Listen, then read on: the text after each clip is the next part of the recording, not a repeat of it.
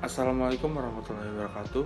Kembali lagi bersama saya di KOKIMP, Komunitas Kajian Ilmu Manajemen Pendidikan, yang dibina oleh Bapak Amril Muhammad selaku dosen Prodi Manajemen Pendidikan. Di sini saya Muhammad Fauzan selaku mahasiswa Prodi Manajemen Pendidikan ingin memaparkan materi tentang pengambilan risiko. Sebelum masuk ke materi, jangan lupa untuk like, komen, dan subscribe. Berani mengambil resiko adalah salah satu kunci dalam memulai usaha.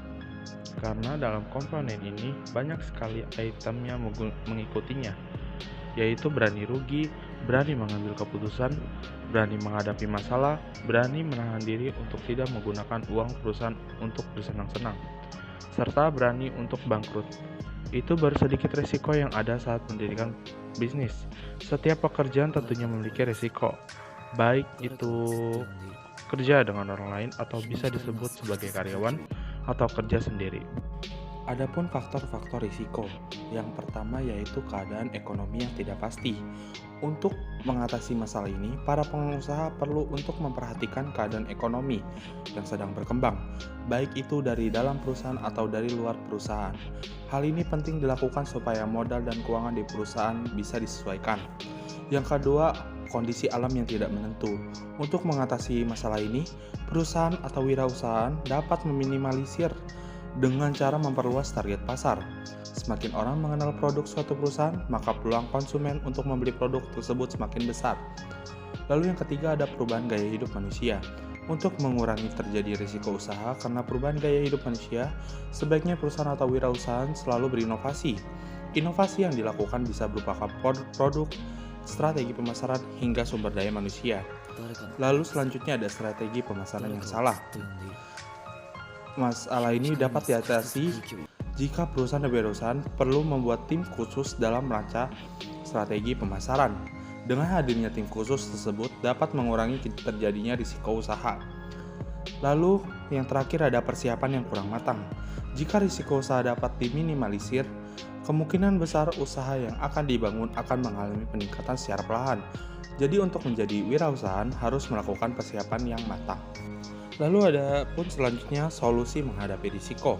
Yang pertama yaitu perlu dilakukan untuk mengatasi risiko usaha adalah mengenal usaha yang sedang dibangun. Untuk mengenal usaha tersebut dapat dimulai dari mengetahui visi dan misi suatu usaha. Selanjutnya, buatlah daftar besar kecilnya kerugian dan risiko usaha yang terjadi. Solusi ini perlu untuk dilakukan supaya dapat mengidentifikasi kerugian risiko usaha, sehingga dapat menentukan permasalahan yang harus diselesaikan terlebih dahulu. Selanjutnya yaitu setelah mengukur kerugian besar kecilnya risiko usaha, maka langkah selanjutnya yang perlu dilakukan adalah membuat rencana untuk menyelesaikan masalah tersebut. Perencanaan yang matang dalam mengatasi risiko usaha perlu dilakukan supaya permasalahan tersebut dapat segera diselesaikan. Lalu yang terakhir, setelah melakukan ketiga hal tersebut, langkah terakhir dalam mengatasi risiko usaha adalah jangan mengulangi permasalahan yang sama.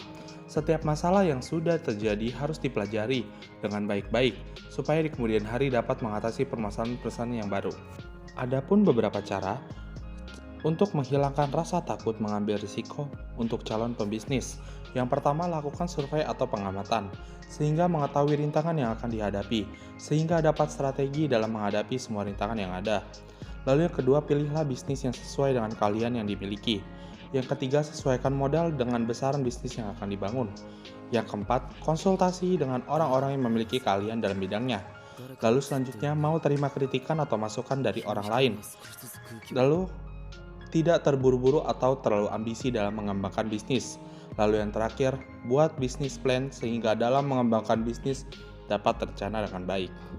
Berikut ini merupakan sumber-sumber yang saya dapatkan untuk memaparkan materi pada kali ini, yaitu tentang pengambilan risiko. Nah, itu dia paparan materi kali ini tentang pengambilan risiko. Kurang lebihnya mohon maaf. Wassalamualaikum warahmatullahi wabarakatuh.